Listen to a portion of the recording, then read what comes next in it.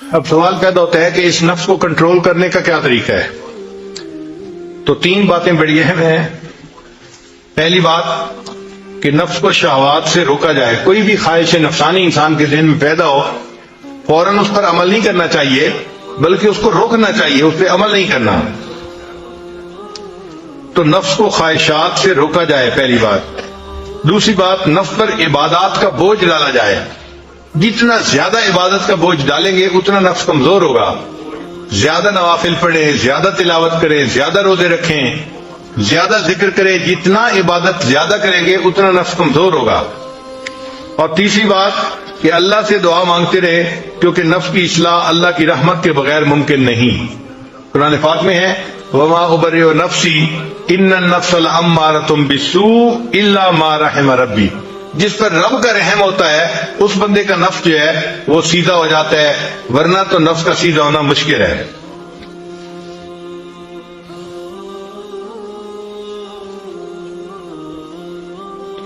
حضرت اقدس ثانوی رحمۃ اللہ نے فرمایا کہ نفس کی اصلاح کے لیے تین کام بہت اہم ہیں۔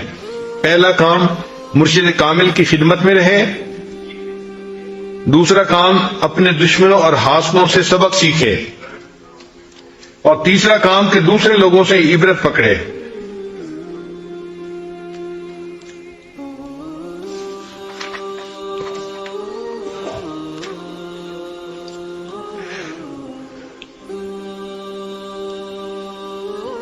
امام رحمانی حضرت مجد ثانی رحمۃ اللہ نے ایک عجیب تفصیل کی ہے۔ وہ فرماتے ہیں کہ شریعت کا جو حکم ہے وہ نفس کی انانیت کو توڑتا ہے۔ شریعت آئی ہی اسی لیے ہے کہ نفس کو پامال کرے اور اللہ کو ہی معبود حقیقی انسان بنائے۔ انبیاء نے آ کے وہی طریقہ سکھایا کہ جس طریقے پر چل کر انسان اپنے نفس کی مکاری سے بچ سکتا ہے اور اپنے اللہ کے پسندیدہ بندوں میں شامل ہو سکتا ہے۔ تو فرماتے ہیں کہ اس لیے جو مجاہدے ہم اپنی مرضی سے کرتے ہیں اس سے نفس کمزور نہیں ہوتا بلکہ اور موٹا ہو جاتا ہے۔ وہ سمجھتا ہے کہ میرے جیسا تو کوئی اور ہے ہی نہیں، جتنا نیک میں ہوں کوئی اور اتنا نیک ہی نہیں ہے۔ اور وہ فرماتے ہیں کہ ہر کام جو سنت کے مطابق کیا جائے تو اس سے نفس پامال ہوتا ہے۔ لہذا بہترین طریقہ اپنے نفس کو کمزور کرنے کا کہ ہر چھوٹے اور بڑے کام میں سنت کی اتباع کی جائے۔ کھانے میں، پینے میں، لباس میں، گفتار میں، کردار میں، چلنے پھرنے، ہر کام میں، ہر چھوٹے اور بڑے کام میں سنت کی پیروی کرنا، اس سے نفس زیادہ کمزور ہوتا ہے۔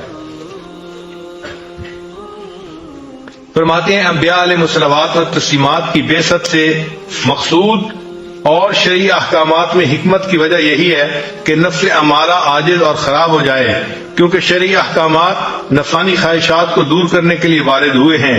جس قدر شریعت کے مطابق عمل کیا جائے گا اسی قدر نفسانی خواہشات زائل ہوتی جائیں گی۔ یہی وجہ ہے کہ خواہشات نفسانی کو دور کرنے میں شرعی احکامات میں سے ایک حکم بجا لانا ان 1000 سالہ ریاضتوں اور مجاہدوں سے بہتر ہے جو اپنی طرف سے کیے جائیں، بلکہ یہ ریاضتیں اور مجاہدے جو روشن شریعت کے مطابق واقع نہیں ہوئے نفسانی خواہشات کو اور قوت دینے والے بن جاتے ہیں۔ برہمنوں اور جوگیوں نے ریاضتوں اور مجاہدوں میں کمی نہیں کی، لیکن ان میں سے کوئی چیز ان کے لیے فائدہ مند نہیں ہوئی، اس لیے کہ ان کے مجاہدے ان کی مرضی کے مطابق تھے۔ ان کے مجاہدوں نے ان کی نفس کی تقویت دی اور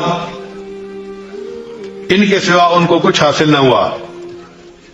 فرماتے ہیں مثلاً زکوٰۃ کی ادائیگی میں جس کا کہ شریعت نے حکم دیا ہے، 1 دینار خرچ کرنا نفس کے خراب اور ذلیل کرنے میں اپنی مرضی سے 1000 دینار خرچ کرنے سے زیادہ فائدہ مند ہے۔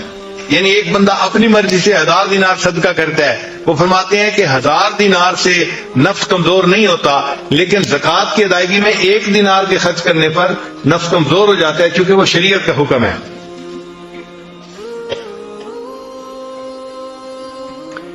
اس لیے فرماتے ہیں کہ عید الفطر کے دن کھانا کھانا اس سے نفس کمزور ہوتا ہے، اور اپنی مرضی سے پورا سال نفلی روزے رکھنا اس سے نفس کمزور نہیں ہوتا، کیونکہ وہ اپنی مرضی تھی اور یہ اللہ کے حکم کی فرما برداری تھی۔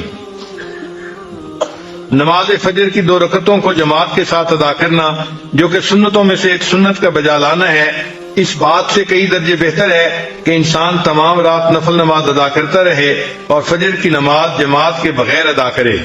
یعنی ایک آدمی ساری رات عبادت کرتا رہتا ہے اور فجر کی جماعت بغیر نماز کے پڑھے سو جاتا ہے، اس سے زیادہ بہتر ہے کہ وہ ساری رات سوتا رہے اور فجر کی نماز با جماعت ادا کرے.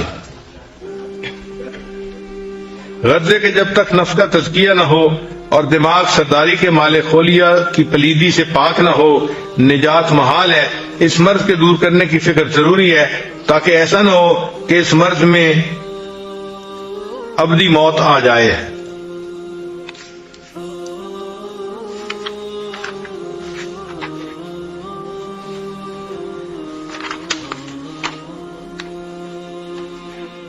پھر امام ربانی حضرت مجدد ثانی رحمۃ اللہ فرماتے ہیں کہ کلمہ طیبہ کی تکرار سے نفس کا علاج بہت جلدی ہوتا ہے. لا الہ الا اللہ، لا الہ الا اللہ، یہ جو ذکر ہے نا، یہ جتنا زیادہ کریں گے یہ نفسانی خواہشات کو مٹا کے رکھ دے گا. یہ کلمہ لا مٹا دیتا ہے انسان کے اندر سے نفس کی خواہشات کو. فرماتے ہیں کلمہ طیبہ لا الہ الا اللہ جو آفاقی اور انفسی معبودوں کی نفی کے لیے وضع کیا گیا ہے، نفس کے پاک کرنے میں بہت سی مفید اور نہایت مناسب ہے. بزرگان طریقت نے نفس کے تزکیہ کے لیے اسی کلمہ طیبہ کو اختیار کیا ہے. تا بجارو بلا نہ روبی را نہ رسید در سرائے الا اللہ، جب تک تو لا کی جھاڑو سے صفائی راہ کی صفائی نہیں کرے گا اس وقت تک تو الا اللہ کے باب میں داخل نہیں ہوگا. یعنی لا الہ کی ذکر سے معبود جو ہیں نفسانی معبود ان کی نفی ہو جاتی ہے. تو جب معبودوں کی نفی ہو جاتی ہے تو انسان کو اللہ کے دروازے پر پہنچنے کی سعادت نصیب ہو جاتی ہے.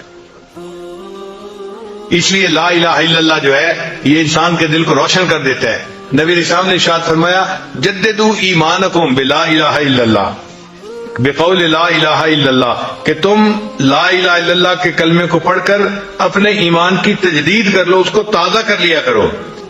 اس لیے اپنے ایمان کو تازہ کرنے کے لیے سالکین کو بتایا جاتا ہے کہ وہ دن میں کم از کم 5000 مرتبہ لا الہ الا اللہ پڑھیں تاکہ ان کا ایمان تازہ رہے.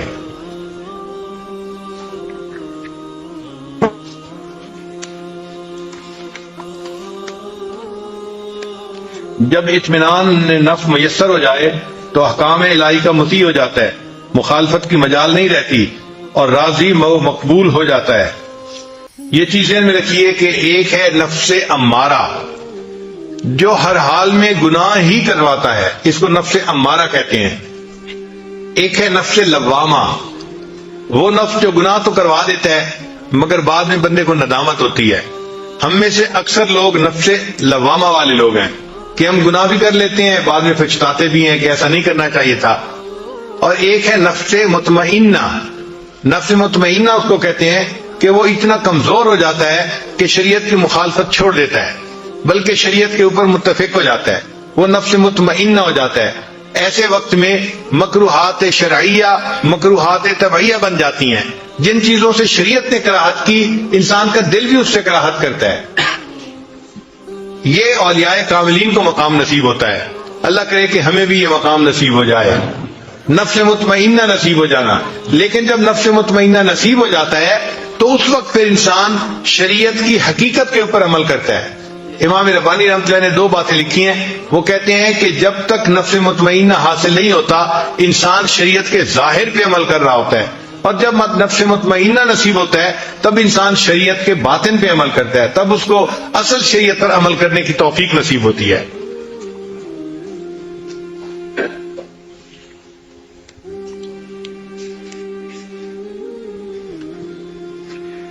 اور اس پر دلیل بڑی پیاری لائے ہیں. امام ربانی فرماتے ہیں کہ نبی السلام نے ارشاد فرمایا لا یؤمن احدکم حتی یکون ہواہ تبعا لما جئت بہ، تم میں سے کوئی شخص اس وقت تک مومن نہیں ہو سکتا جب تک کہ اس کی خواہشات نفسانی میری شریعت کے تابع نہ ہو جائیں. تو جب خواہشات شریعت کے تابع ہو جاتی ہیں تو پھر انسان کا نفس مطمئنہ بن جاتا ہے. فرماتے ہیں کہ نفس مطمئنہ کے نصیب ہونے پر انسان کو اسلام حقیقی میسر ہو جاتا ہے. اور اس پر اللہ فرماتے ہیں یا ایتھا النفس المطمئنہ ارجعی الی ربک راضیۃ مرضیہ فادخلی فی عبادی وادخلی جنتی. انسان کو جب فنائے قلب حاصل ہوتی ہے تو ولایت صغریٰ کا مقام ہے. فنائے قلب کا حاصل ہونا ولایت صغریٰ کا مقام ہے، اور فنائے نفس کا حاصل ہونا یہ ولایت کبریٰ کا مقام ہے. جب نفس کی فنا نصیب ہوتی ہے تب انسان کو ولایت کبریٰ کا مقام حاصل ہو جاتا ہے. تو اس لیے فنائے نفس کو حاصل کرنے کے لیے خوب محنت کرنی چاہیے.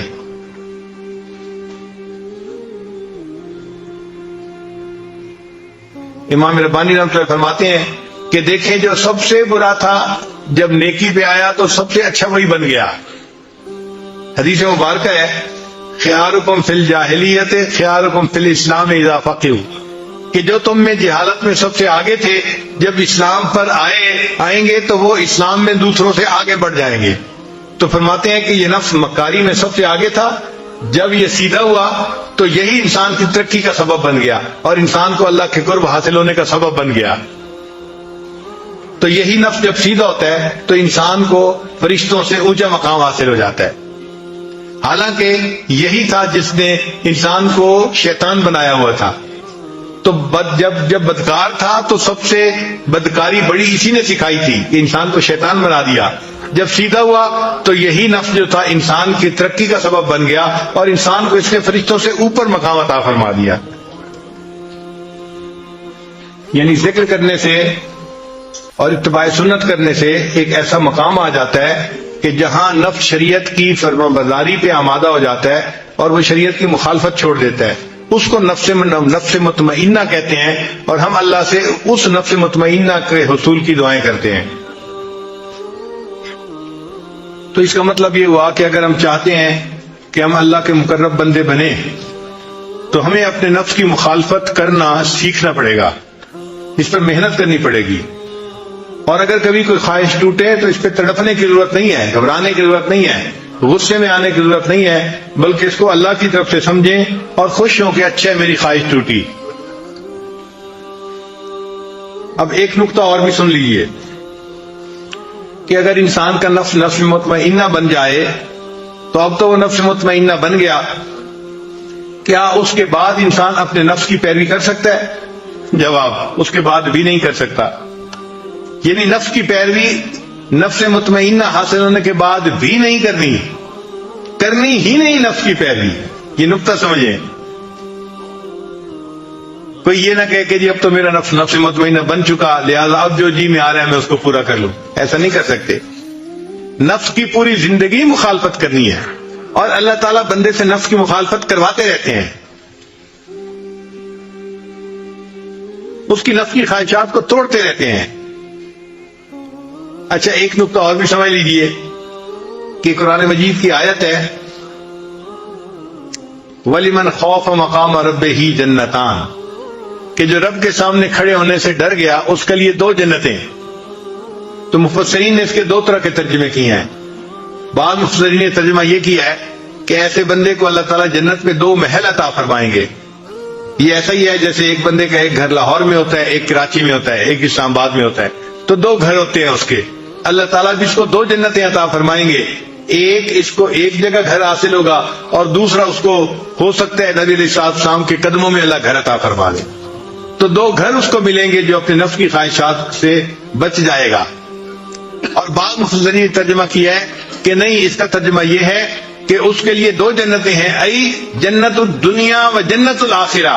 اللہ اس کی دنیا کو بھی جنت کا نمونہ بنا دیں گے اور آخرت میں اس کو تو جنت عطا فرمائیں گے ہی صحیح. تو ایسا بندہ جو اپنے نفس کی مخالفت کرتا ہے اس کی دنیا جنت بن جاتی ہے. کیسے جنت بن جاتی ہے؟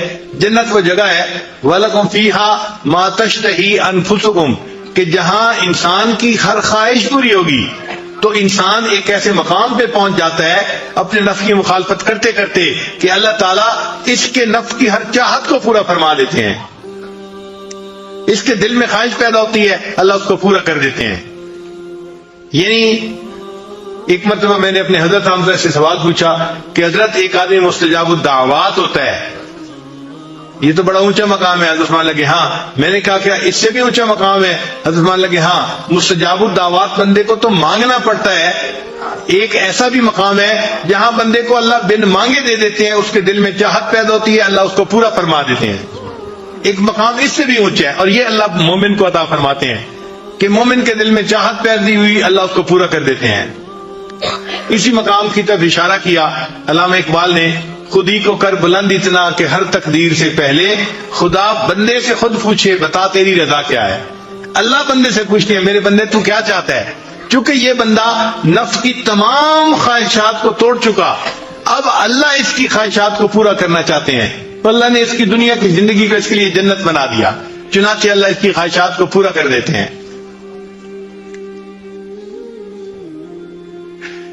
تو مقام مومن تو بڑا اونچا ہے، بڑا اونچا ہے کہ دل میں چاہت پیدا ہو اللہ اس کو پورا فرما دے۔ ہمارے بعض بزرگ ایسے تھے کہ جنہوں نے اپنی زندگی کے آخری حصے میں کہا کہ ہمیں دنیا میں جنت کا مزہ آ رہا ہے، اور واقعی ان کو اللہ نے ایسی زندگی دے دی کہ ان کی جو چاہت ہوتی تھی، دل میں خواہش ہوتی تھی، پوری ہو جاتی تھی، اللہ ان کے دل کی خواہش کو پورا فرما دیتے تھے۔